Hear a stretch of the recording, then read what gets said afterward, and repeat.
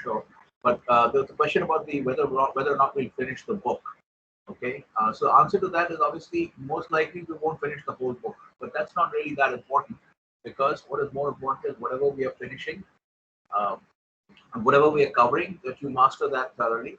And then I'll just give you a brief discussion, a couple of points for you to remember.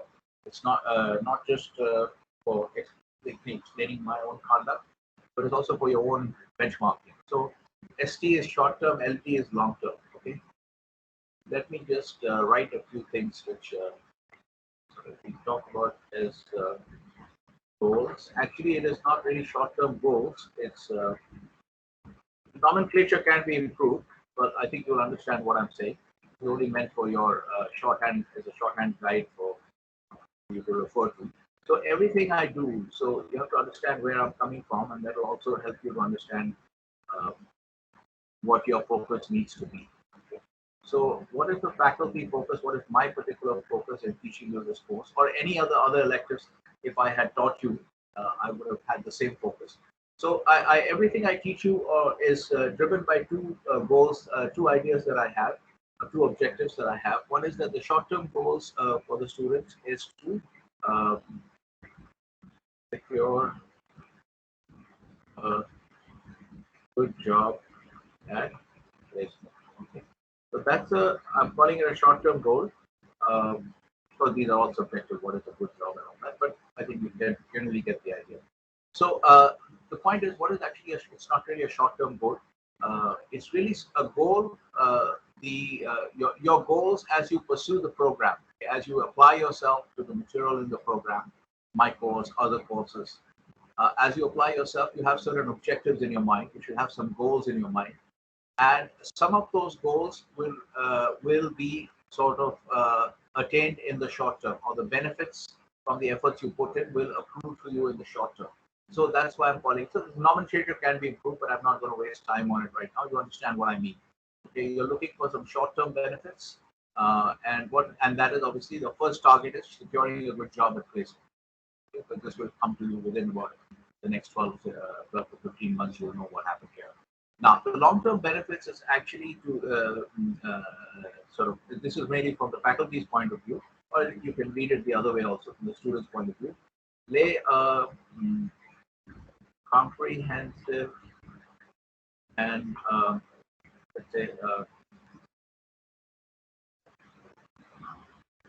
sound theoretical foundation,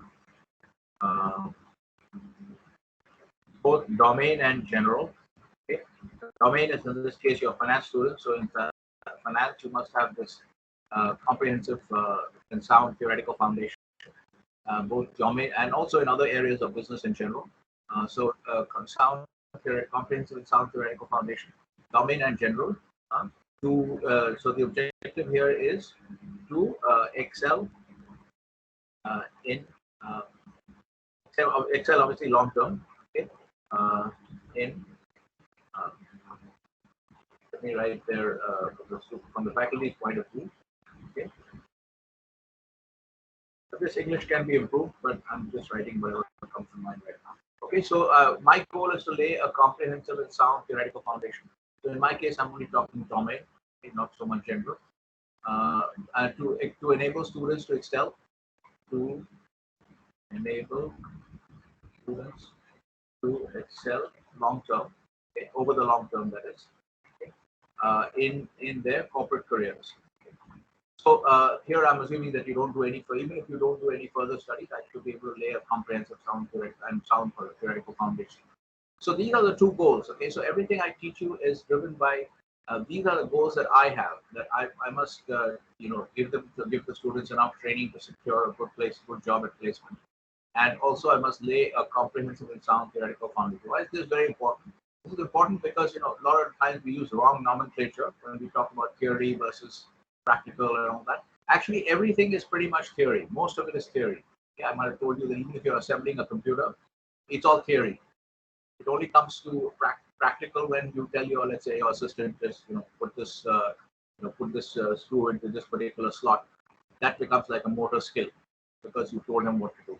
But even in assembling a computer, there's a tremendous amount of theory involved because you have to understand compatibility between motherboard, processor, RAM types, all those things. So there's a lot of theory involved. So everything is theory. Without theory, you will be completely lost. You'll be like like one of the lower animals because they don't have the ability to think in abstract terms like we do.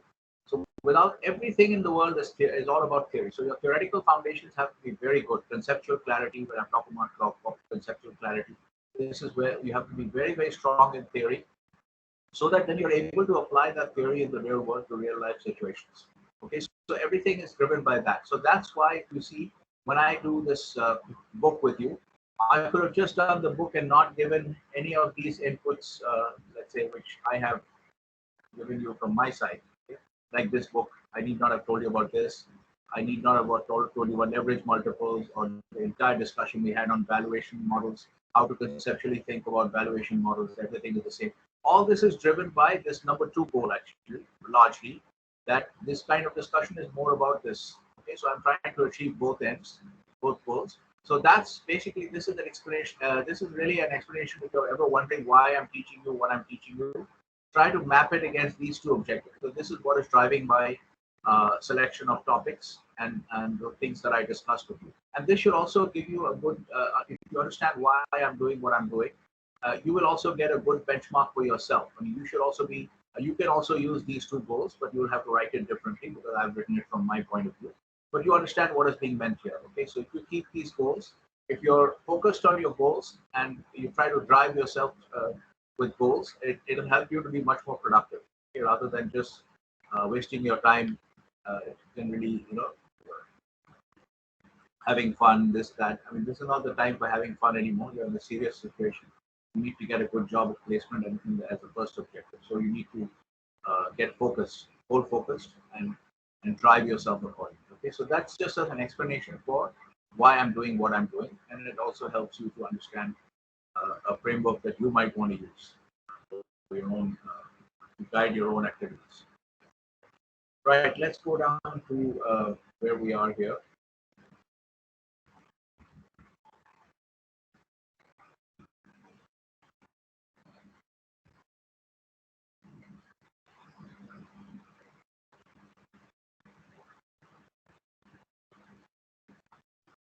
I hope everybody continues to follow business news, the things that I've told you to do, international business news from Bloomberg on YouTube, and also watch that program, Bloomberg Technology, and follow newsfeed on Google for business news in India, all of that, and of course read up the articles if you want to get more detail on.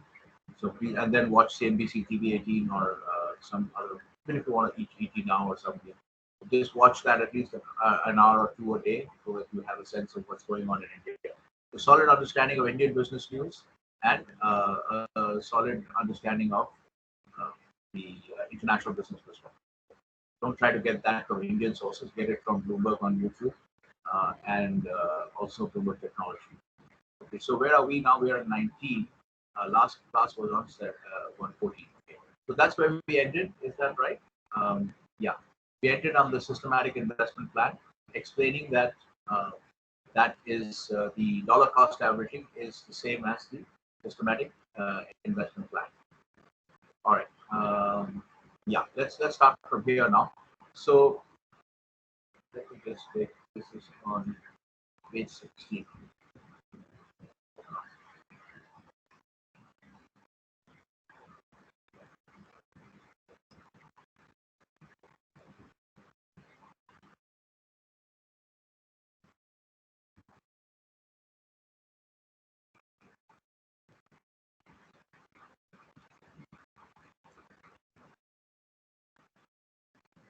Dollar cost averaging. So if you view this term, hear this term, it's the same as what in India we call SIP.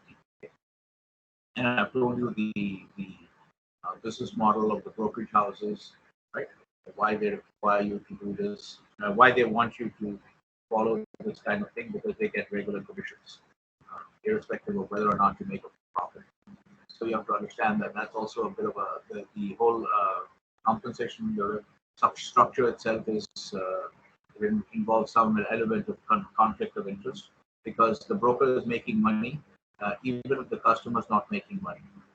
So ideally, the interests of the customer and the interest of the vendor should be aligned, so that the broker only makes money if the customer makes money. But and so just to have a little bit of a discussion on this. Now, this is a very popular tactic for brokerage houses, a popular idea to sell. You see a lot of this being peddled in the newspapers and things like that. So understand the problem here. So what I'm telling you is the part that you will not hear in the media, because the media will tell you about how you should be. There are terms they use like time in the market, not timing the market, right? You don't try to time the ups and downs, but you spend time in the market. But one of the ways you can rebut that kind of material that kind of idea is if you just take a stock like GE is a very well-known stock. It's not some mom and pop grocery shop. It's a very, very big company. So if you just look at GE, somebody who got into GE in August of 2000, and now we are August of 2021, so 20 years. Okay, look at where we are and look at the returns. So this guy kept on doing dollar cost averaging. Think about his situation today. 20 years is a long time, right? So this is the same thing you can apply even for. So I'll give you two examples, because this is an important thing to understand, because this kind of what I would call garbage actually is being peddled all over the finance industry. Yeah, somebody is asking a question. Okay, or somebody's not on mute. Okay, so this kind of garbage, I think it's important for you to have these two rebuttals of this idea that you should be in the long run. The idea basically is that let's put this idea here. Let's put this discussion here. Do stocks always go up in the long run? That's what people will tell you in the market. Okay. First of all, you have to understand that long run is long. What is long? I mean, if I want to be difficult, you show me this chart, and I'm a broker, and I say, well, 20 years is not a long time. You have to think about 50 years. So, but you can already see that at 20 years, this argument is starting to look ridiculous. Anybody 20 years is not long term is going to sound kind of ridiculous. So you can see the problem but then still it's a subjective statement. Long. What is long? Okay. So if they go up, this is the statement that you hear a lot in the market, in the stock market. But if you look at this major company like General Electric and look at what happened to them, and I will give you one more example. This is the Japanese stock market. Look at. I don't know if you'll be able to see the entire history, but I'll just show you the Japanese stock market as well. And the Japanese stock market also from 1980 to about 2010 was basically all the way down. And that's not a good thing, because 20 years for a major country like Japan, again, not a very small country. And for most of that time, Japan was actually the Yahoo Finance link for that. So what I'm going to do is I'm going to this. Okay, let's keep it as this, and let's keep it as max if we can. Right.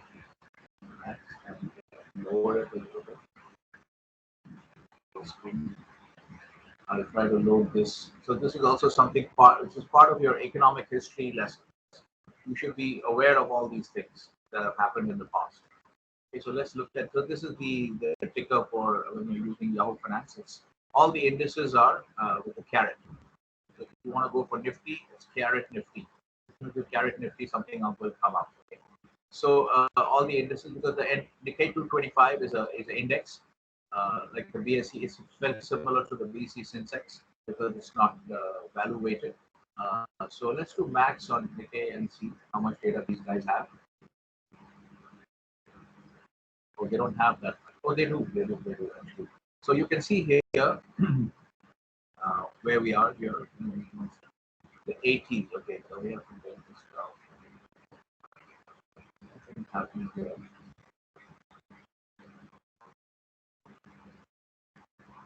Okay, so for some reason I'm not getting the exact view that I want. Let me try it here. Okay.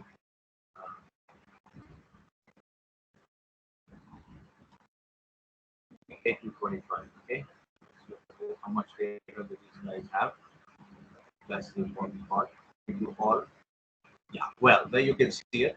This is the Japanese. This is the #1 Japanese index. Okay. There are two indices in Japan that are important. One is Nikkei 225, and the other is Topix, TOPIX, Topix. That's on the Osaka Stock Exchange. That's a value-weighted index. So Topix is more similar to Nifty 50 in terms of index construction, and Nikkei is more similar to the BSE Sensex. So here you see the peak in the Japanese stock market in not 1980, it's 1990. Okay, so from the 1990 to see 2000 is 10 years, and then 2010, 20 years. So you see again the same thing. So something, if you want to take a macroeconomic rebuttal of that argument that stocks always go up in the long run, the answer is not true. Okay, so we can actually put this link and you can play with it later on.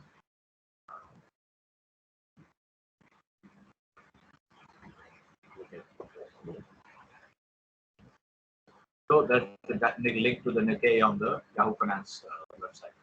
All right, so you can see that you can see the problem with this argument. So you will see this argument being presented a lot in the finance industry, especially in the brokerage sector, that stocks always go up in the long run. That argument is not really correct. You have a macroeconomic, this is the entire Japanese economy. So from 1990 to 2010, look at the situation. Now, of course, it's recovering.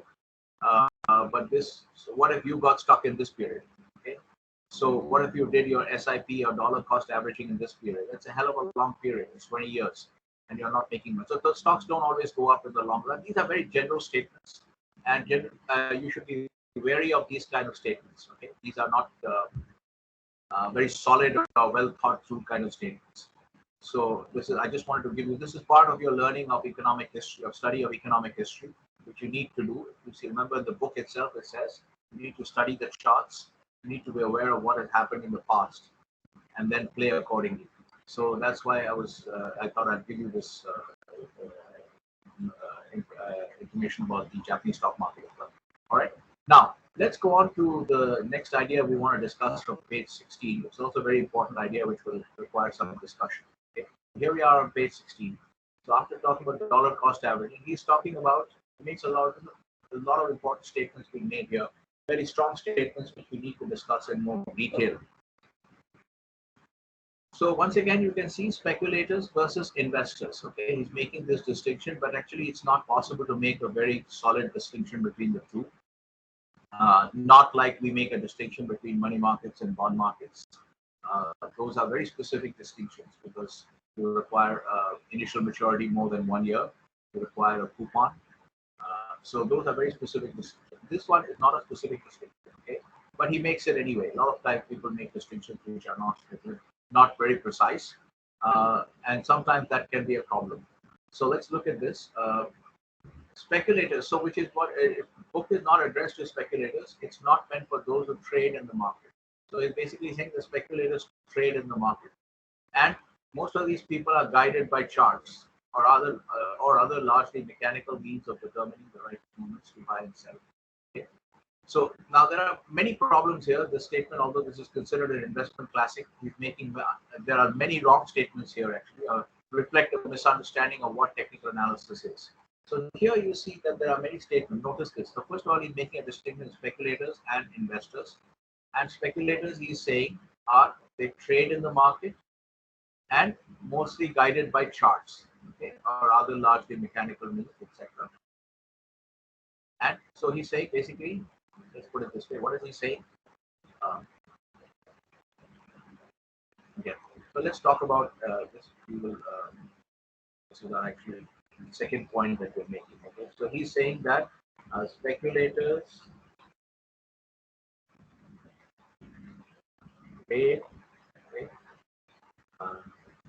mostly TA. By now you'll have to understand TA means technical analysis. Okay, mostly TA. Okay, now, and here the mistake he's making is because he does not understand TA properly, and this is the problem that you find in most of the finance textbooks because they don't like TA, they don't have a high opinion of TA, and so they haven't studied it properly, so they make statements like this. This statement is actually not correct.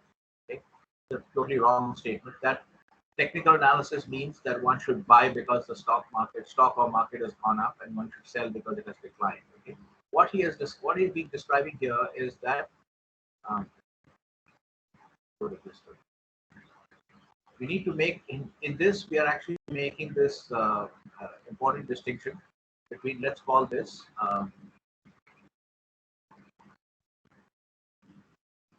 subtopic. Let's call this subtopic momentum versus, let me put this here. This is your subtopic actually.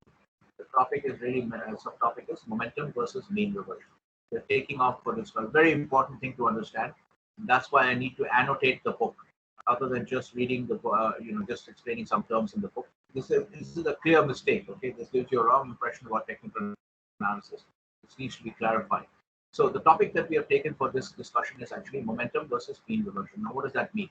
Now, let's try to understand momentum first. Okay, so what he's describing here is that a technical approach. So he's suggesting that all technical approaches involve this kind of thinking, that you buy because the stock has gone up, you sell because it has declined.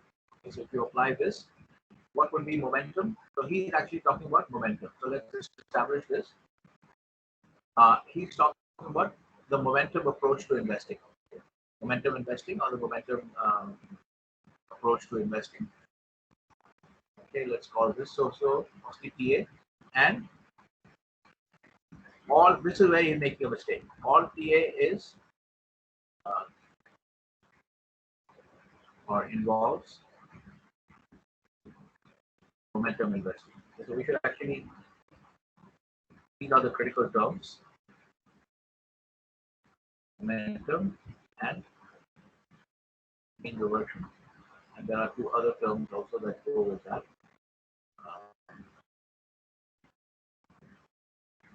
Put it somewhere else. Let me put it here itself, so that we have all the terms. Okay. Also, you can use either momentum versus mean reversion, or you can use trend following. So here we are dealing with definitions now. Okay, trend following versus contrarian. You might have heard this term before. Contrarian means anybody who goes against the current or the majority thinking, or the current received wisdom. So it comes from contrary. Okay.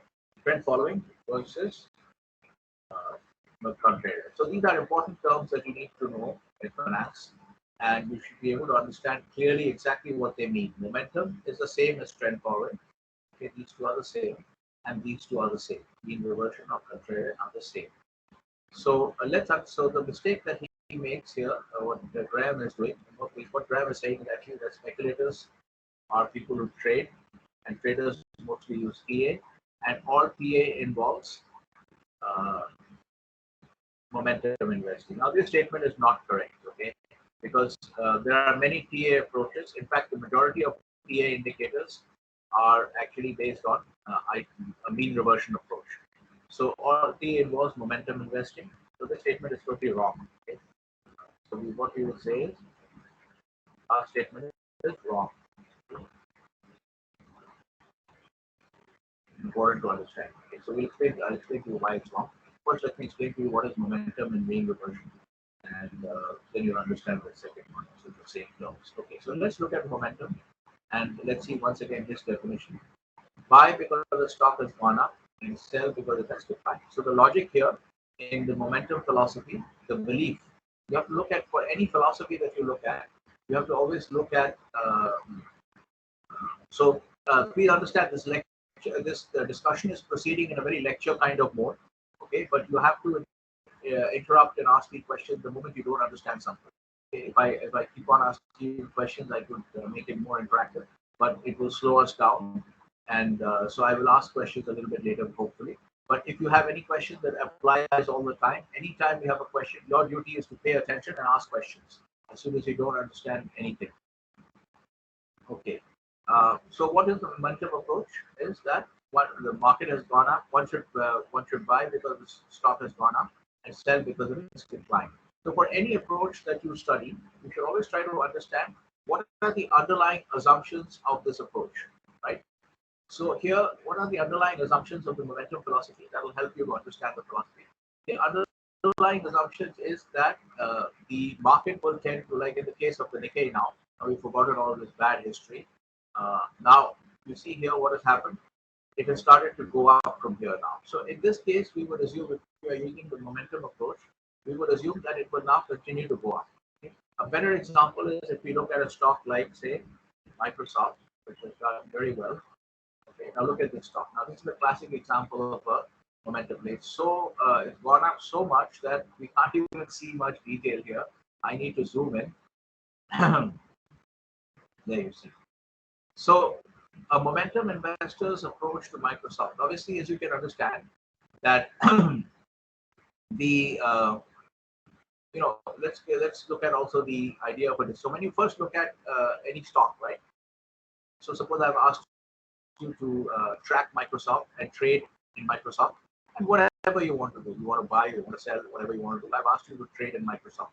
So obviously, one of the things when you pull up the Microsoft chart, the first question, what is the most basic question that arises in your mind? Let's ask somebody here.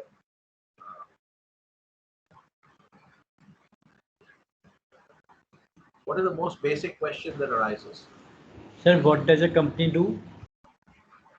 No, that's okay. That's also a basic question. But in terms of actions, I've asked you to trade right now. I've asked you to trade in Microsoft.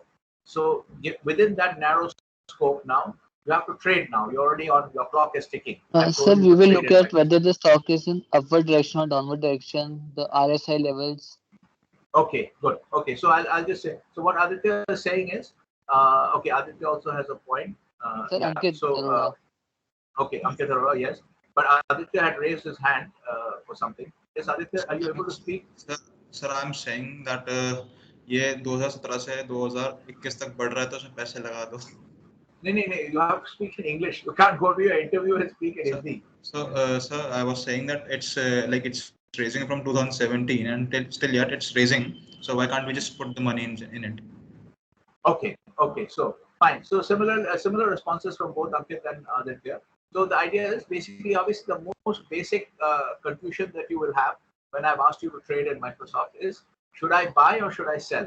Right? That's the most basic confusion. So we can call that a decision problem. Okay, so this we can write down here.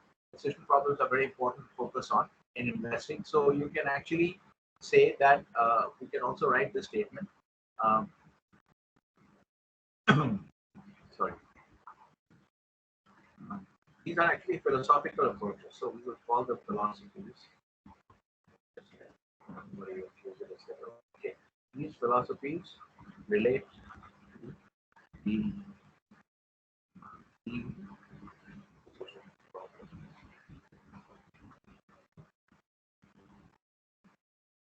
not say the, let's say one key.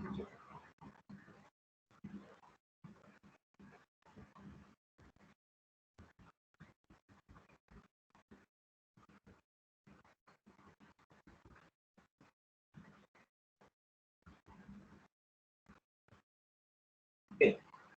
To buy or to sell the asset being sold. Now, this is a very general decision problem. Let me just clarify what I mean. Again, we talk about always when we talk about general principles. Okay. So if we talk about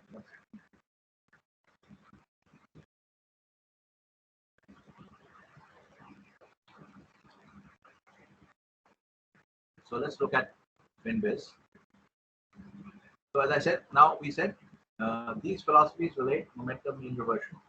They relate to one very important decision problem in investing, which is to buy or to sell. Right? This is a basic question you will have in your mind, and so therefore it's a decision problem. But I explained to you, decision problem is anywhere you have two choices. If you choose one, you can't choose the other. So what to have for lunch? Whether you should have Italian, you want to go to an Italian restaurant, then you can't have Chinese. Okay, so if you want to go for Chinese or Italian, that's also a decision problem. And once you choose one, you've given up the other. So this is a very important one, to buy or to sell. A very important decision problem. Highlight that. So in the momentum versus mean reversion discussion, the debate is relevant to this very important decision problem, to buy or to sell. Okay, we'll see how it is. And the reason I've worded it in a very general way is to buy or to sell the asset being studied. Now, in this example, I gave you the example of Microsoft common stock. So that goes under the asset class that we would call equities.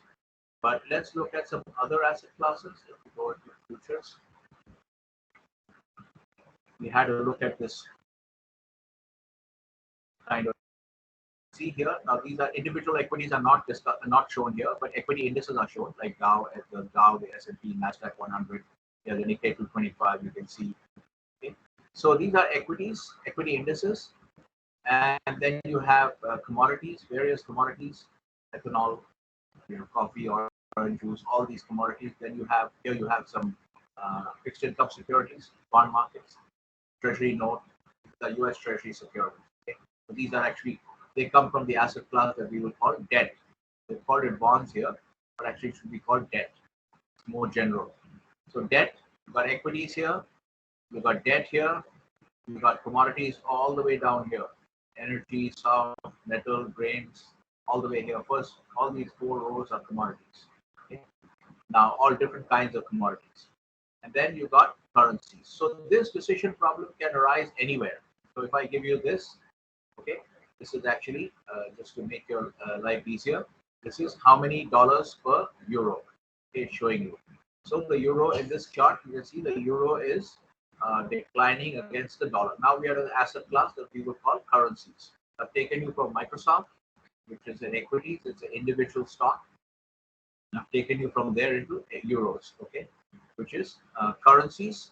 Now again, the same problem if I force you to trade in euros, and then you'll have the same problem. Should I buy or sell the euro?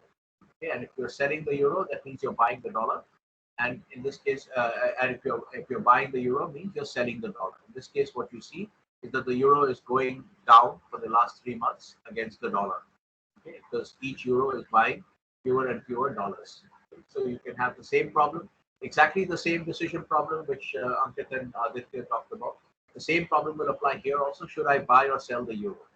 Okay, and then I'm not going to repeat it for all the same. Obviously, if I ask you to trade in West Texas, same issue, the same question will arise. Should I buy it or should I sell it? Okay, so that's why it's important to understand everything from a general principles approach, that this decision problem applies in any asset class. That's why I put it. That's why I put the statement like this: to buy or to sell, whatever the asset is being studied, that is being studied, right? In this case, we were studying Microsoft, then we were studying the euro. Okay, we were studying the euro here, and then we could be studying the West Texas crude oil contract. So whatever be the asset, the same decision problem comes up when you have to trade. That is, should I buy or should I sell? Okay. So now let's look at these. So quite a bit of context, but it's very important to understand these things because these are all foundational concepts. They have to be clear in your head, and that will help you to understand new ideas when you encounter them. Okay. So here you see. Okay, so we are talking about the definition of momentum. We were trying to understand the definition of momentum. So I just took you back a little bit to understand in what kind of context does this question of momentum. I mean, is Aditya a momentum investor? Is Ankit a mean reversion investor? These kind of questions, what is the context in which they become relevant? Well, the context is this: when you're faced with a situation where you have to invest or trade or whatever in the markets, you have to do something to either buy or sell something. But this is the decision problem that you have, and that's the context in which these two philosophies become important. So let's go back to understanding momentum. So momentum only means that. So let's say Aditya is being told to trade in Microsoft. He says we could see clearly from what he said that he is clearly a momentum investor, and you will typically notice that most people, if their approach does not change depending on the asset class of the market. So it's very likely that in this case, if I take Aditya and now make him trade in euros, and I tell him you better trade in euros now, and he is going to be a seller of euros, because what he said in the case of Microsoft is that the stock is going up, so why don't we deploy funds in the stock? So basically, this is an example of what a momentum investor is. Okay, so he's looking at the trend and he's saying, okay, the trend is going up, so why don't we invest more which means think about his logic, which helps you to understand the underlying assumptions. That what he believes is that if a stock is going up, it's likely to keep going up, or any asset. Let me not put the theory in specific terms like stock. Any asset. This is also an asset. Common stock of Microsoft is also an asset. So what Aditya believes as a momentum investor is that if any asset has been appreciating, it will continue to appreciate. Similarly, if any asset, in this case the asset is the euro, if the asset has been depreciating or going down, it will continue to go down. So basically, whatever is the current trend, okay? So whatever is the current trend, that will continue. So that you can write the definition of momentum in a very general sense as, let me just take a break to put on your alarm clock because I think I'm likely to forget the time. Okay. All right. Now let's go back to this. So let's write the yeah. Sir, how can we predict the future by the past? Like how we can say that if it is falling, it will keep on falling. Yeah. So good question. It's not. It's just a. It's just an approach. Okay. It's not a foolproof approach. Okay. So your question is very valid. That essentially what you are doing is you are expressing some skepticism about the momentum philosophy. So the momentum philosophy says that whatever is the current trend, okay, I was just going to write down that definition, that in general terms to understand, whatever is the current trend, it will continue. Okay, the current trend will persist. Okay, basically almost indefinitely. Okay, that they don't talk about it so strongly in terms of time frame, but whatever is the current trend will continue. That's the general definition of momentum. So what you're expressing is a skepticism about that philosophy. How can you say that the future will be the same as the past? It's a perfectly valid point. So here you have to understand this is just, it's not a foolproof philosophy. It is just a kind of it's a sort of assumption, you can say. It's a sort of assumption, and based on that, because you need to make some assumptions to proceed. Otherwise, what will happen is that let's say if you and Aditya are put together in a room to only take joint decisions. Okay, what will happen is for the next several days or months, you will keep on arguing. Aditya will say it's going up, so it will continue to go up. And then you will say, how can you say that? And both of you are actually, in a way, right. Okay. So therefore, your statement is more general than Aditya's philosophy. But both are right. So what will happen is that in the end, you will not be able to take a decision. So the problem that we face in life and in investing also is that a lot of the stuff is unknown. You don't know what's going to happen. So you need to make certain assumptions about what is going to happen, and that allows you to actually do something.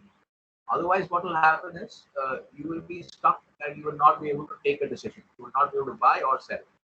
So that's the problem. So, or you could be going into the mean reversion box that we'll come to later. Does that answer your query to some extent? Yes, sir. Yeah.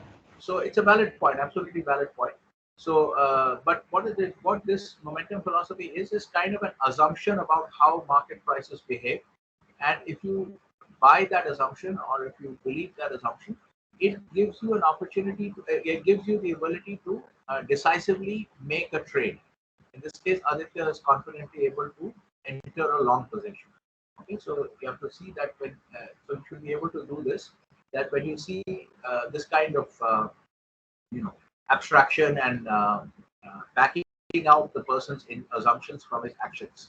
So if you see Aditya, if you're observing him, and I've told him to trade in Microsoft, and you can see he looks at the chart and then he goes and buys.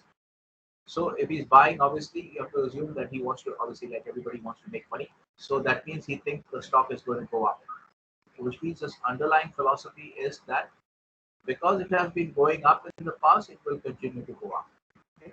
And as you can see, it's not a completely, you can't really completely jettison this philosophy because it would have worked quite well in Microsoft. You see, if you go back, in Microsoft, it would have worked quite well, but in different periods. Like here, it would not have, maybe if you're going in here and going short, it would not have worked very well. But since the 2009, 2010 onwards, it has worked quite well because it has basically gone up. right? It's a long period, almost 10 years. So it's not that it doesn't work, but the other point made was also very valid that obviously it doesn't work all the time, because when there is a trend change, you can see this part, you can't really see it very well. But maybe if now I show you this, now you can see better. Okay. Around the trend change, it doesn't work well. So if you're looking at this long decline here, there's not much of a trend here. And then if you're declining here and you say, okay, it's declining, so it will continue to decline. So obviously at this point, by this time, you're already wrong, right? So it doesn't work all the time, but it does work some of the time as well. So it's a kind of a gray kind of a situation, right? So this is what is meant by momentum investing. Okay, so let's look. So now this, so we should write this definition. Okay, momentum is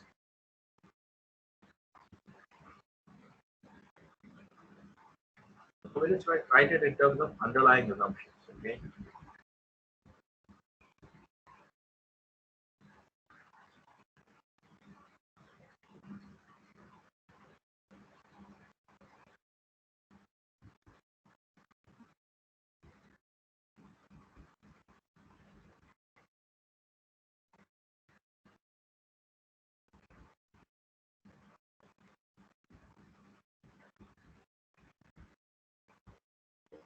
Give you a broad idea. Okay. And in the case of the other approach, which is mean reversion.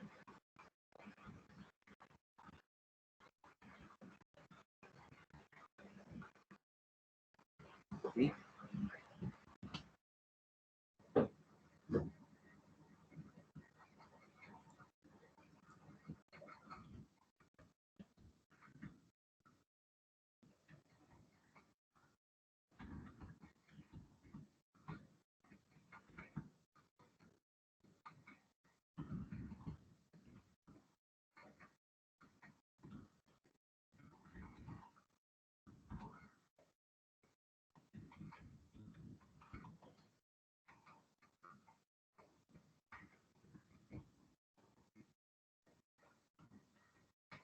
The previous here means before the reversal.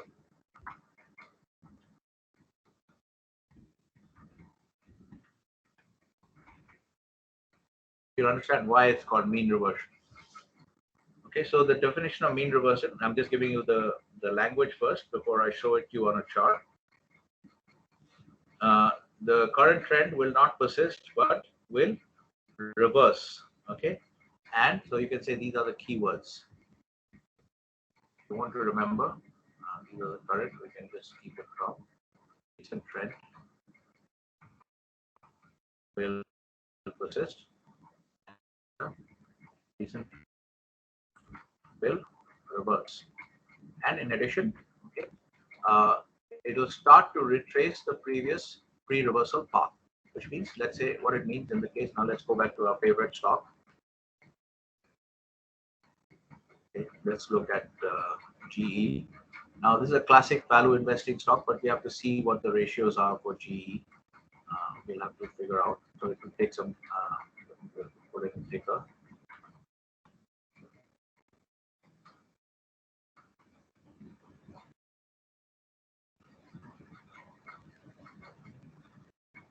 Yeah, so let's look at this. If you see if they're given a price to book kind of ratio somewhere.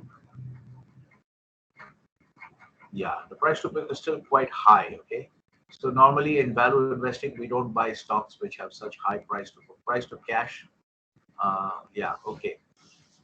And these are quite high actually, so it's still a bit of a problem. So anyway, but if we had a good figure, if we had a low figure for this would have been a candidate for a value investing approach. So remember, this book is about value investing. Okay, this entire book is about value investing. Now you will never find them actually saying that we are talking about value investing. They will actually never say that. But this philosophy is called value investing. The philosophy that is laid out in this book is called value investing. And what I'm trying to show you is this is the you have to understand that value investing, because throughout this guy talks about it as if this is the only approach to investing. Okay, That's not really correct. It's understandable from his point of view, but it's not really the right thing to teach to new students, because there is another approach. And as you saw in the case of Microsoft, momentum is not like a totally nonsensical philosophy. It can give you very good returns as well. So therefore, this is it's understandable, because this guy has been practicing value investing, and so he'll obviously say that this is the only right approach. So this value investing, what is being described in this book, is a type of, you have to understand where the category to which it belongs. It's a mean reversion strategy. That's why I've written this as VI as a contrast strategy, okay, contrarian, and mean reversion strategy. We can write it properly now, since I've given the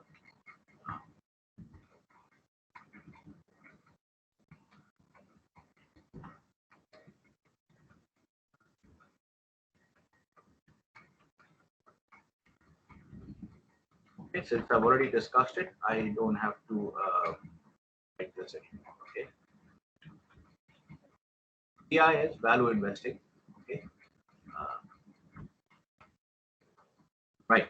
So let's understand value investing, and also this. What happens if we can maybe apply the screener also? We can. If you look at, let's say we just apply it here a little bit as a screener. So here you get to see the application of a stock screener as well.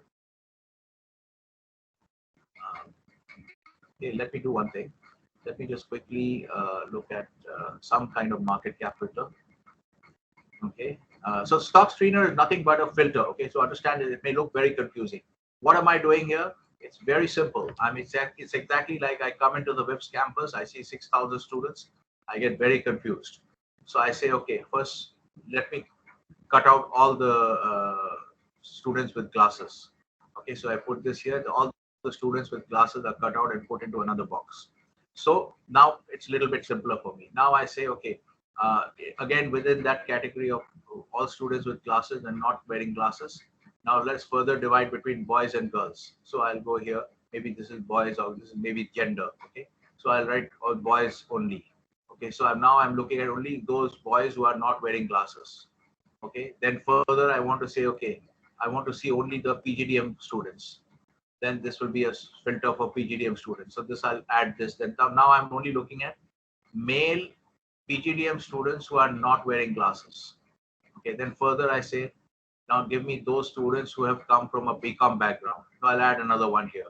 So these are nothing but, this is basically exactly what I'm doing. Okay, so I've got a look at number of stocks I have to deal with, 8,232. It's very confusing. Okay, so I need to create some subcategories. So that's what a screener. This is a stock screener. You can, like Isha was asking the other day, whether you get something like this for Indian stocks. Maybe it's possible. I like the layout of this one. It's quite good. Maybe it's possible. Yahoo Finance, if you might try it in Yahoo Finance, they might have it. They had a very good Java-based stock screener, but they have discontinued that, and the new one is not so good. But you can try it. So you should recognize a stock screener structure wherever you see it. Okay, it's nothing but a set of filters that allows you to take a huge population and carve it up into bits, so that it's much easier for you to understand.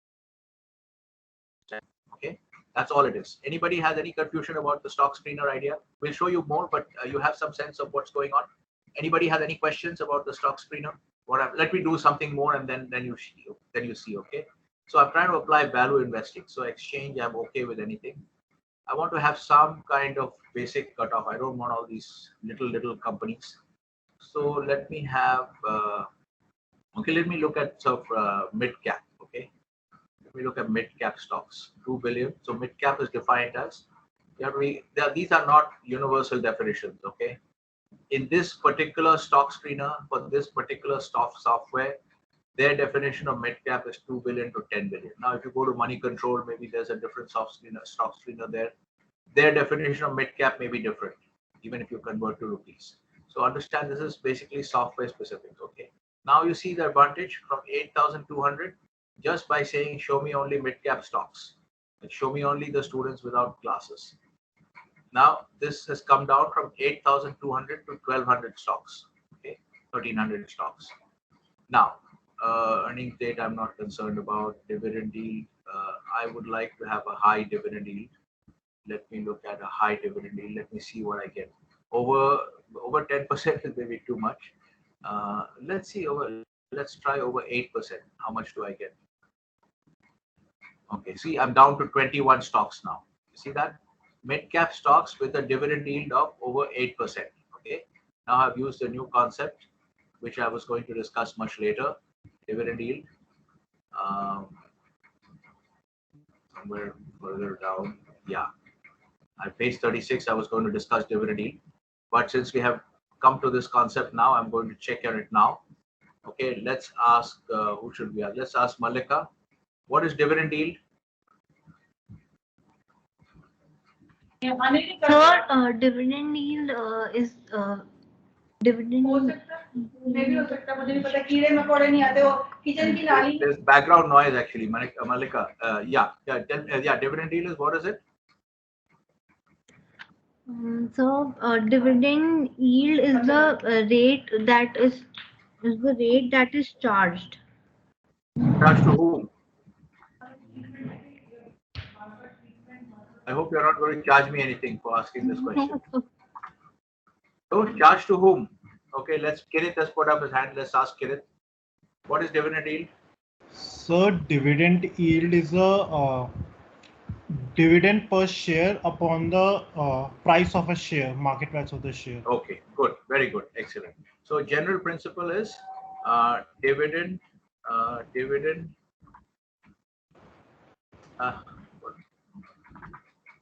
per share.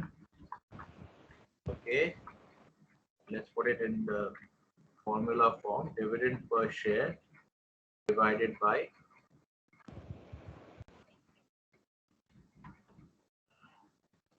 market price per share. Okay, so this is dividend. Now, dividend yield can be of two types of calculations. Typically, we have, anybody knows? Or what would be two? So, Kirit has given the correct definition. It is, you take the dividend per share and you divide it by the market price per share. Okay, now there are two types of calculation of dividend yield. Okay, what is, anybody knows what that is? Let me talk about that here briefly. So there is this is less common actually, and this is the, what we call TTM. Normally it is written with small t, so let me, so that you can recognize it. Okay, it is written like this. Okay, so make sure we understand. Anybody wants to explain what this is? What is the difference between? Let's go for TTM first. What is TTM? So trailing 12 months. Very good. TTM means trailing 12 months, which means basically the dividend yield over the last. So you can say, you can say current dividend yield, or sometimes it's also called current dividend yield. Okay, or sometimes called current dividend yield. So your current dividend per share divided by current. In both cases, the denominator is the same. It is the current market price per share. But in the case of forward dividend yield, what is this forward dividend yield? Less commonly used, but what is it? Okay, it's nothing but the projected dividend estimated. Okay, estimated dividend money, estimated forward dividend for the next coming year. Okay, estimated forward. Let's write it this way. Forward dividend per share. The forward means for the coming year. Okay, so forward dividend per share, so divided by the market price per share. So this is what dividend yield is. So what I'm doing here is, you get to learn how to use a stock screener also. This particular thing will not be useful in your project, but this is a general skill you must have, that you should be able to very quickly talk about your outlook on the stock market, how you've selected your portfolio using a stock screener. And remember again, the general principles we are discussing, the concepts and all that stuff doesn't change between here, as I was saying, the answer to Isha's question on this, that whether you're using Indian data or Japanese data or Korean data, that's a function of the software and the database and whether they have the database. You can try Capital Line also for Indian stocks. You may try to go and talk to Gulshan in the library. He may, I don't know if we still have our Capital Line subscription. Okay, that might also have a stock screener. I think they do have I've seen it. They have a stock screener, so check that out for Indian data. But data is not so important as the understanding of the concepts. What is the stock screener? Nothing but a set of filters, just a set of filters being understand everything in general principles. The stock screener is nothing but a set of filters being applied to a large population to help you to carve up the population into smaller, more meaningful chunks so that you can analyze it better.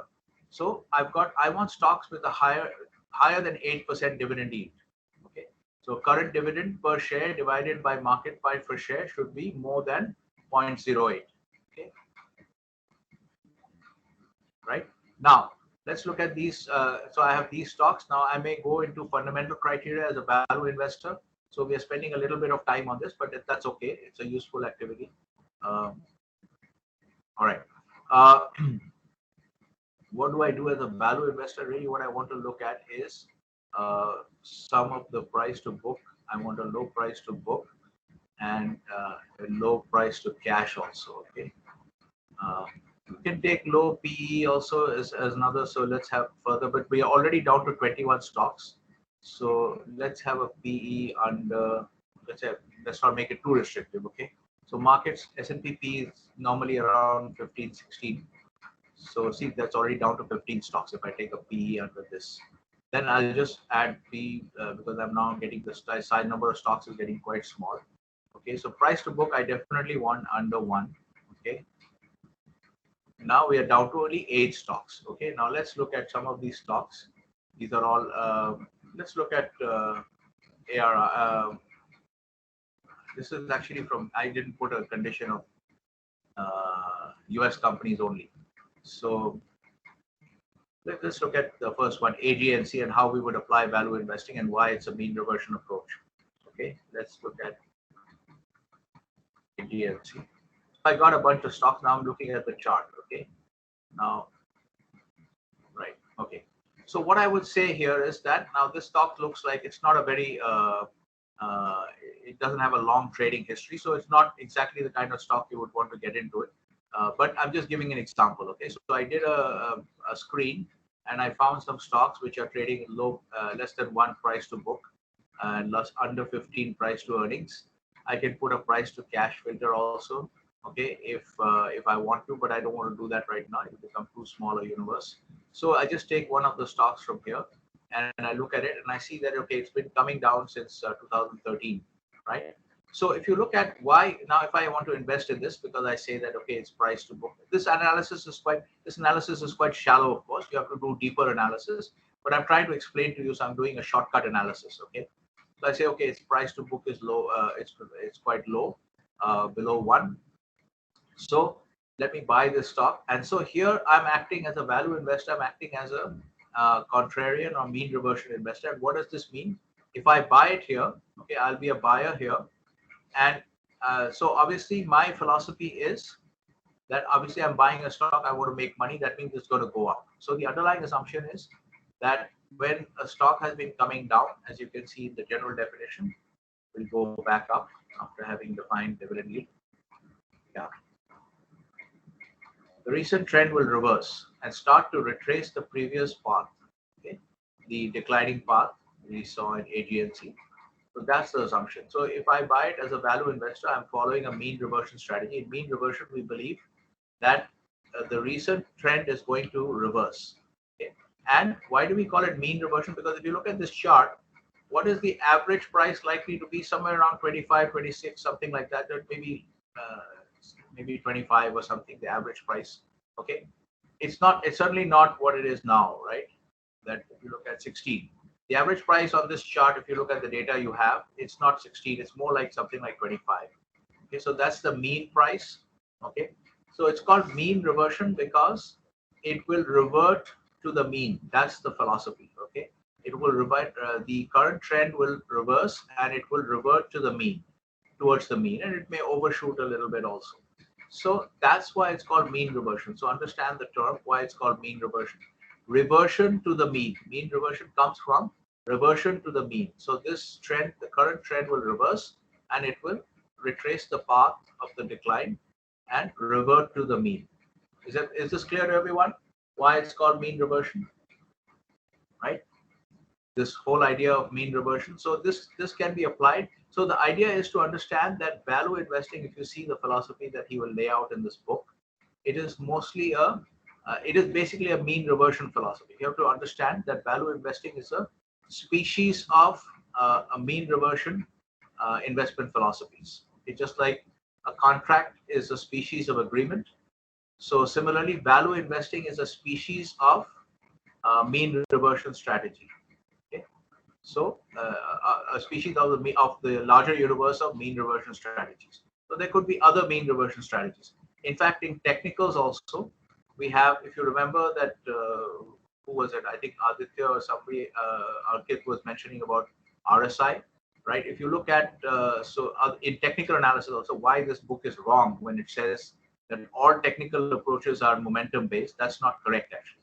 So there are other, because you'll be required to use technical analysis also in your report, your project report, the equity research report. So let me give you a flavor of technical analysis. Let's go back to a much more well-established company like General Electric, and let's look at all. Let's look at one of the indicators that they used. Okay, so now we are going to do technical analysis, and let's look at indicators. Okay, so we'll use the indicator that I think Aditya mentioned, RSI. Okay, is a relative strength index. Yeah, relative strength index. Normally use a parameter of 14. Have they asked you for the parameter? Okay, they have automatically added the parameter. Let me see. Okay, now you see RSI. Here we don't have a good signal actually, but you can see if you here. So this is an RSI. This is typically plotted like this. Okay, it's a 14-period RSI. It is typically plotted like. Now I'll show you what is the use of RSI. Okay, it is the category of all oscillator. Okay, so let's see how it is used. Now we're not going to be able to use it here because the signal is not very strong here. Okay, maybe there is a signal. There is a strong signal here we can use. Let's look at this. Right, this is a better way to do it. Okay, yeah. So you see the long decline, right? You've already seen the long decline. So I'm now going to focus on this part of the decline. How do we use RSI? RSI is actually it's calculated from the price data itself. Okay, so you can think of it as a derivative of the price data, just like yogurt is a derivative of milk. So it is a derivative of the price data. By doing some manipulations to the price data, you come out with this indicator. I gave you that link, stock charts. If you want to see the calculation of RSI, you can go here. Okay. Go to the glossary, look up RSI, and you can see how it's calculated. But it's basically from the price, right? So now let's see how it is used, and this will help you to understand why this book is wrong when it says that all technical analysis is a momentum, represents momentum approaches. That's not true, and most of the technical indicators are actually mean reversion type of represent mean reversion type of strategies. So how would we use the RSI? RSI is an indicator that is plotted at the bottom of the chart, bottom plan, and you compare it to the price movement. Okay, so here you see, what you see here is we can put this discussion in. We're going to put this discussion in here. Okay.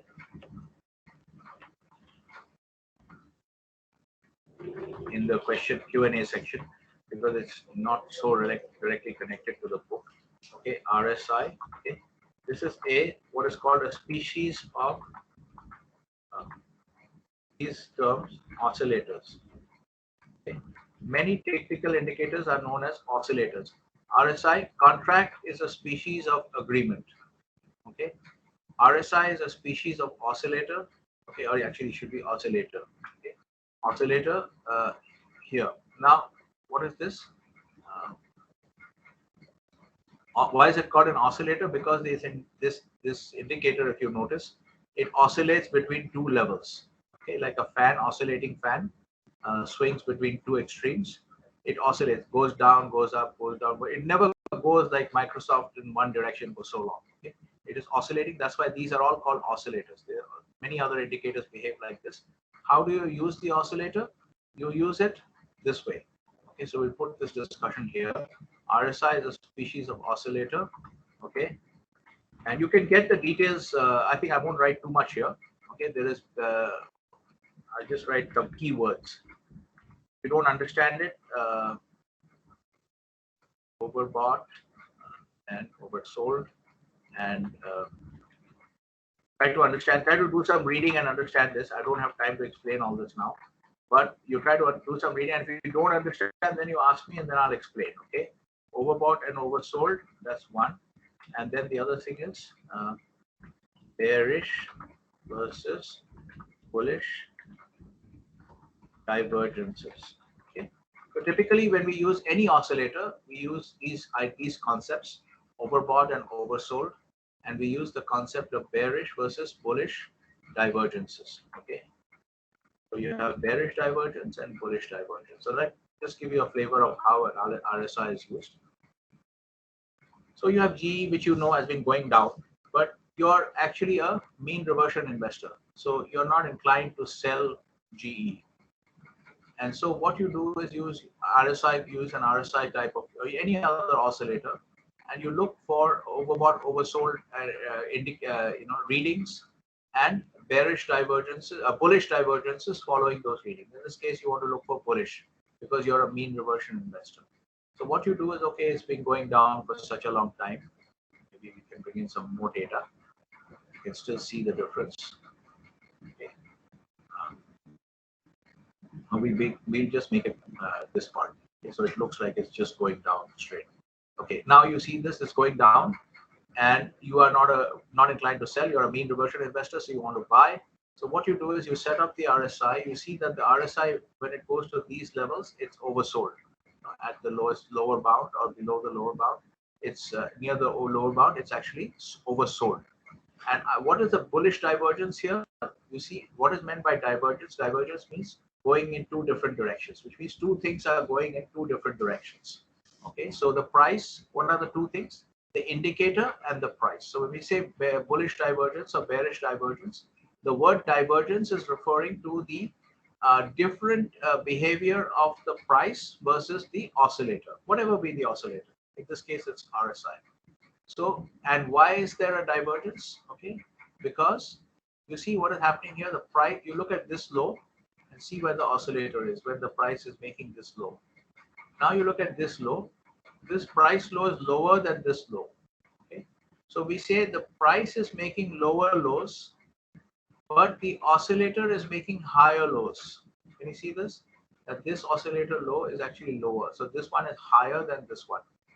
So the price lows are lower, but the indicator lows are higher. Okay, or the second indicator low is higher, but the second price low is lower, right? So this is different behavior. So divergence, and it is divergence between the price and the oscillator behavior. And this is called a bullish divergence, especially when it occurs after the oscillator has hit a oversold level. It is a very common use of technicals. Okay, RSI is the most common oscillator. The very common use of technical analysis. Many people do this, and so this is how you apply mean reversion. A mean reversion investment philosophy using technicals. You set up the price in an oscillator. I mean, this is one of the most common ways. And you look for bearish divergence. You look for, basically divergences in oversold, overbought, extreme territory. You look for. So here you have a bullish. So you can apply you can do a mean reversion strategy in General Electric by saying that, okay, now this is the price is likely to reverse because the oscillator is supposed to indicate the strength of the trend, but in this case, the downtrend is not that strong because the oscillator is making lower highs, higher lows. See, it's so confusing.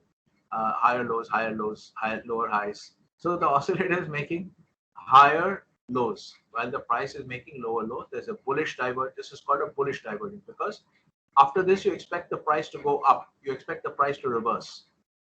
So you can see that this is an example of technical analysis being used to implement mean reversion strategies. So the statement that is being made in the book is not correct. He doesn't actually understand technical because he has not studied it, because he has a low opinion of it. So that's why. But this is why I think it's important to annotate the book with my insights, because you need to have the right impression. Okay, it is not sufficient to just study this book. because this book represents only one type of approach. It's an important and mainstream approach, of course. That's why we're studying it. But there's more to it than just this. Okay, so you need to have a full picture. That's why I don't just teach you about, here we have screeners, that I don't just teach you about stocks and bonds. I always make you focus on, frequently make you focus on currencies, commodities, etc. You need to be aware that those asset classes exist. Okay, so that's an example of, so this will be useful for your project report also. You will have to do, I mean, whatever you want to do, you can do a mean reversion. You should do both actually, momentum and mean reversion in your technical section for the particular stock that you have, and see what the conclusions are. So this is bearish divergence, bullish divergence on RSI, 14-period RSI using General Electric. Okay, so where is this? Does this actually go to the end? Yeah, so it is current actually. It is very current actually. So this is the idea. Okay, so this is what is meant by a mean reversion strategy in technical analysis. And so this, I think we are pretty much at the end of the session, but at least you have understood a few important things. Momentum versus mean reversion. What is the context in which it appears becomes relevant, the decision problem. Then what is momentum, what is mean reversion? And you've seen some applications using stock screeners, okay, to pick up these kind of stocks. So the same thing we did on General Electric. You can do the same analysis. I'll just take 2 minutes to wrap up. You can do the same analysis on the portfolio that came up after applying your value investing filters. Low, the one, low price to cash, maybe also low price, like low PE, etc. And then you see, and then you look at the technical aspect of these companies. So if you put here, if you put AGNC also, you will get. I think we didn't see much. We didn't see much of a divergence there. Yeah, that's why I shifted to the other stock. But so in this case, you don't have it, but you can see, you can always check and then move on to the next stock. Okay, is this clear? So that's the session. So I'll just release the class. We have 46 seconds over. So I'll release the class so you guys can, so everybody can leave. And if anybody has a question, then they can stay back. Yeah. So I'll see you all on Saturday. Please remember, 11 September is cancelled. Okay, whether you get the mail or not. Yeah. Go ahead. Any questions, folks? Anybody? No? Okay. So once again, remember, yeah, sorry, go ahead. Question? So how do we read the candlestick charts? 1 minute. We'll just come to that. I'll just answer that. Before that, people are still here. Let me just quickly tell you once again, things are proceeding very much in lecture mode, but please don't get defocused. Okay, you can't afford to get defocused. Your duty is to understand everything I'm teaching you. So you don't have the right to get defocused or bored. You have to pay attention and make sure you master the concepts that are being taught. Okay, just another warning, okay, because I've heard this from some of your seniors that we used to get a little bit bored, but you don't have the right to get bored. You have to pay attention and learn everything I'm teaching you. Okay, now coming to Kushali's question. She's talking about how to, let me get rid of this. Her question is on candlestick charts.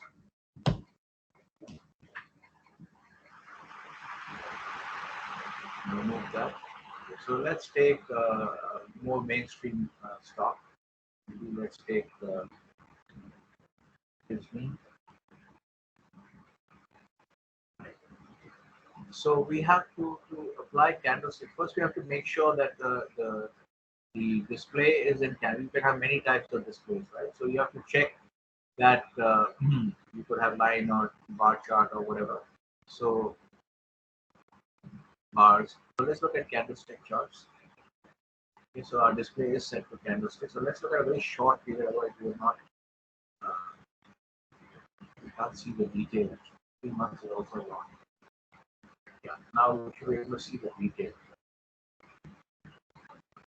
Yeah, so what do you know about candlesticks? Let's go to first this and see what they have here.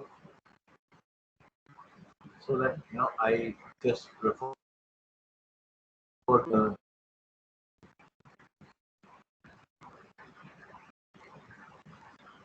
Okay, good. See, you have this nice article here. You guys are generally quite good. The quality of writing is good. So let me put this once again in this one. Let's put it here. Today's question.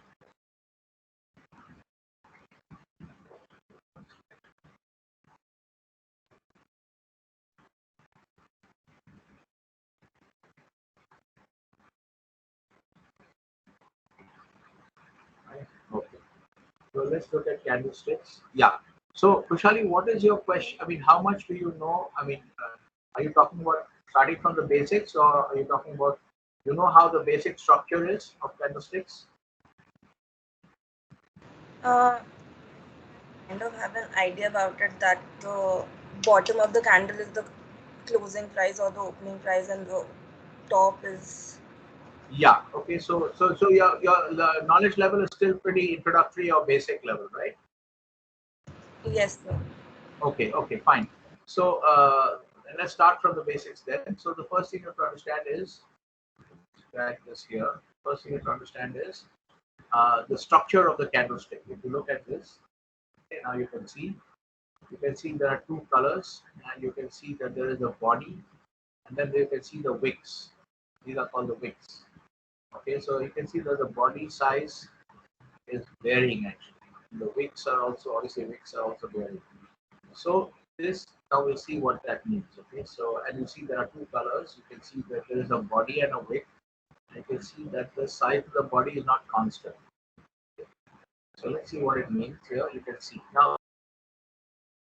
Basically, there are two types of bodies. Okay? There's a white body or a dark body, or you can call it a bullish body or a bearish body. So we just call it a white body and black body. Okay? Just to be clear. Now, white and black is how we discuss it. Okay, but when you go to actual charting software, the color coding will be different, and you can change this. Okay, you can go here to settings and somewhere appearance. Okay. Under candles, you'll get an option here. Maybe it's not there.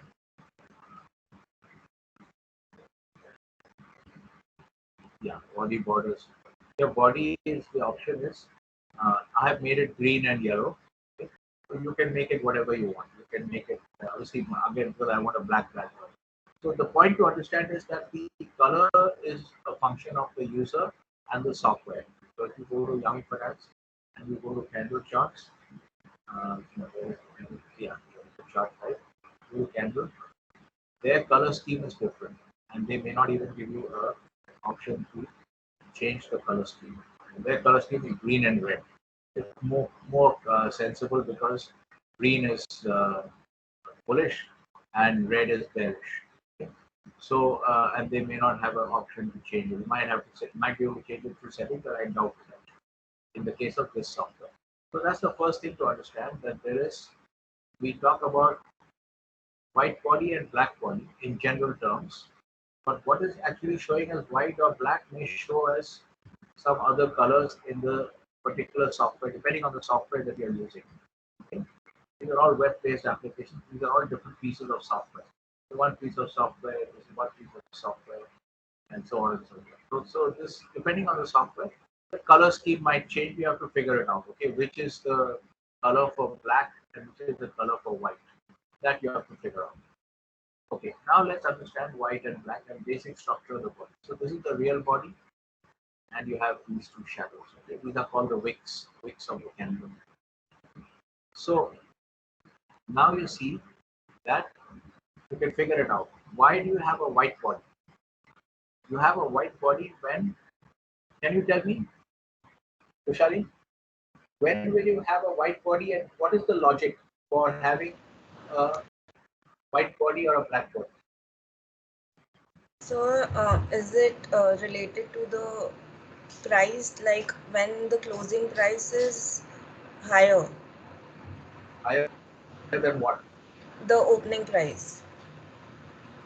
Yeah, so when the closing price, so at least you hit on the right relationship, which is that Then whether the body is to be, yeah, white. whether the body is to be white or black, it depends on the relationship between the close and the open. Yeah, go ahead. Go ahead. Sorry. So when the closing price is higher than the opening price, the body is white. Okay. So does it so as in the stock was doing that day pretty good? Yeah. So obviously the first thing to understand is basically that the coloring of the first, we want to proceed in general principles and understand the theory solid in a sound way. That whether the body is to be white or black is a function of whether the function of the relationship between the close and the open. So if the close is higher than the open, the body will be white. If the close is lower than the open, the body will be black. Okay, this you have already clarified. Okay. Now, yeah, and so generally, as you were saying, the white body, which is bullish and which is bearish, according to you? So white is bullish. Yeah. So white is bullish, black is bearish. Okay. So that is the basic. These are the basic conclusion, principles of candlesticks. Okay. You can obviously go through the whole thing. And there's a pretty detailed discussion. Okay. But I'll just run you through the basic structure here. And obviously, as you can see here, why is this thing so big? Why is this thing so big? And why is this thing so small? What is determined of this whole structure is so big and this one is so small. So this is determined by what? The whole length of the candle, the height of the candle, let's say. If you take the candle as being from the end to end, wick to wick, okay, or body to body, if the wick is equal to the body, then the length of the candle is a function of what? Price variation. Price variation, correct. There's a range of more correct term would be the trading range for the day. So the length of the candle, if you take it as being wick to wick, okay, the length of the candle is a function of the trading range. That's why here you can see in the case of Walt Disney, this is a very narrow range because I'm guessing this would be an earnings date. So reading up to the earnings date, the trading range becomes very small. And then suddenly after the earnings, you have a massive trading range, huge trading range. Okay, so the two things to understand, going by basic principles, obviously always. First, understand what makes a body white and what makes it black. This relationship. Okay. What determines the length of the candle? The trading range for the day. Okay. So price variation, as you said, is correct. The more precise term will be trading range for the day. High minus low, it's absolute value of high minus low.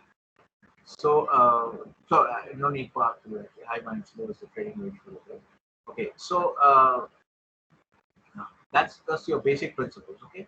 Now after this, you have all the other patterns. Okay. So then you have here they have described it as hollow versus filled.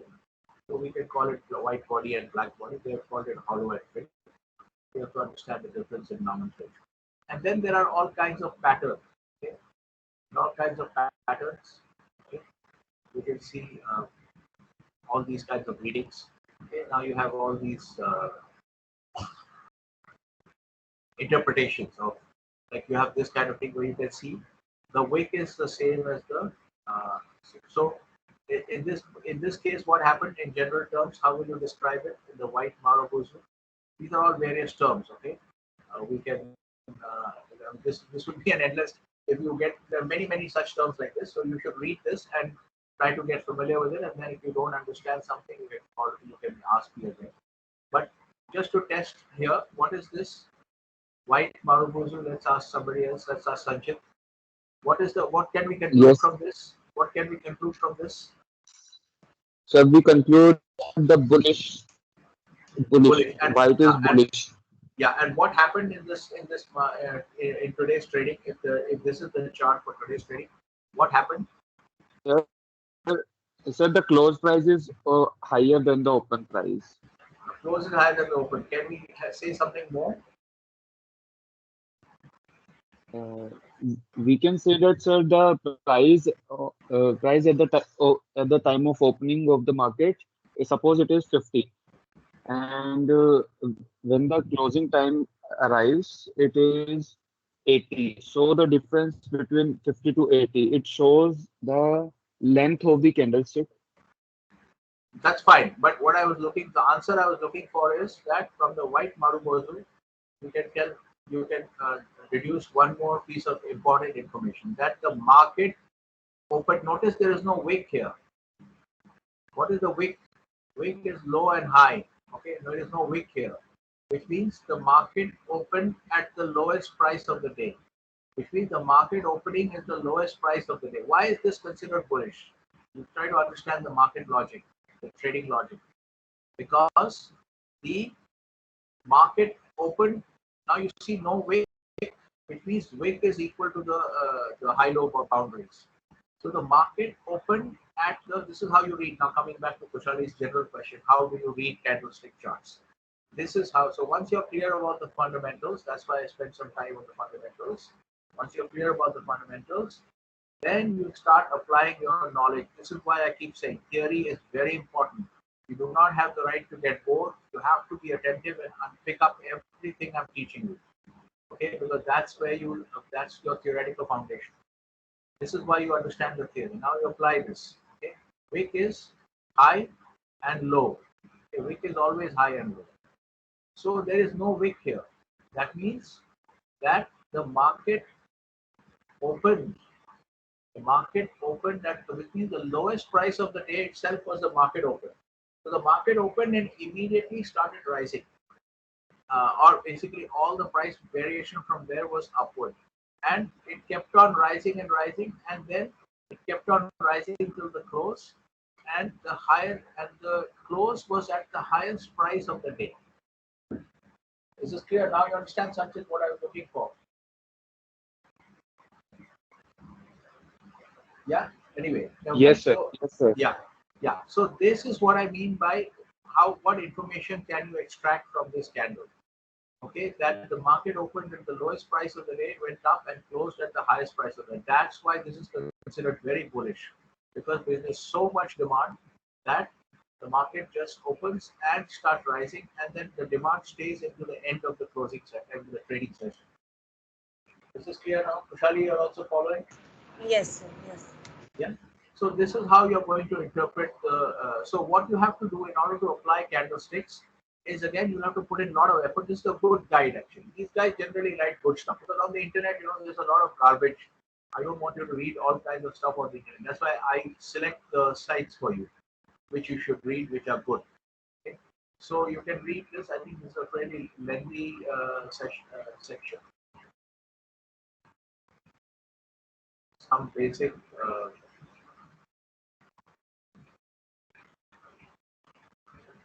So quite a long section. So read all this, okay? Read all this, and then if you want to do further research, there is a book. Actually, there's a guy called Steve Nissen who has written a book. Maybe he's written a couple of books on candlesticks. So you can just do a search. Maybe you'll find it on PDF. Candlestick charting or something like that. The book. The guy's name is Steve Nissen. If you do a search on this, so this is a more detailed book actually, if you want to really get into the depth of it.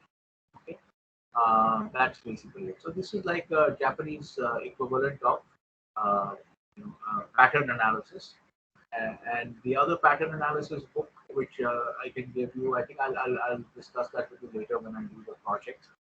So we also have pattern analysis in traditional charting, not Japanese, that is Western style charting. There you will have various types of patterns, like this pattern analysis, like inverted head and shoulders and those kind of patterns. Those pattern. So the Japanese. This is kind of the Japanese equivalent of that. Okay? So that's what it is. So is that okay, Kushali? You have any?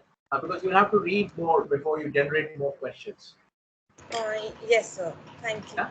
So you read this, and then you generate more questions, and then we can discuss and answer your questions further. Is that okay? For today, is that okay? This discussion? Yes, sir. Yes. Okay. So you have to understand one thing. I will just give you one warning about candlesticks. Candlesticks tend to see the price action in isolation. So the long-term perspective is generally not present. So when you do candlesticks, you must do it on multiple time frames. So you must do candlestick analysis on multiple frames. It's generally quite difficult to do. So it tends to ignore all the long-term. So I think the right way to do technical is always to be aware of the long-term history of the asset. You must know where you are in the long-term journey. And in the case of candlesticks, they tend to typically focus more on the particular pattern or short-term patterns over 2 or 3 candles. So there is a risk with candlesticks. That's the only warning I would give you, which you will not find in the books or the notes. That there is a risk of getting too caught up in the short-term pattern and losing sight of the bigger picture. So when you're practicing candlesticks, you keep that warning in mind. Okay, you do whatever you do with candlesticks, you want to do whatever you want to do, but don't lose sight of the bigger picture. Well, the meaning of that is that if you're getting some bearish, let's say the pattern is overall very bullish. Okay? As you can see here, very bullish pattern. But even in 5 years, if you look at, okay, it is quite bullish here. So you see some bearish candle pattern here, and you get excited and sell. But don't lose sight of the context, because the longer term context is actually quite bullish. So that's the only warning I will give you. Okay, don't lose sight of the longer term context when applying candlesticks. Yeah, is that okay? Yes, sir. All right. Any other question? Okay, good. I think we had a long discussion. That's always good. We yeah, good. So we had a discussion, almost 20-minute discussion. Good. So anybody else? Any other questions? Nothing else? Then we'll stop it here. Okay. So I will stop the recording. Next class is on Saturday. Okay, so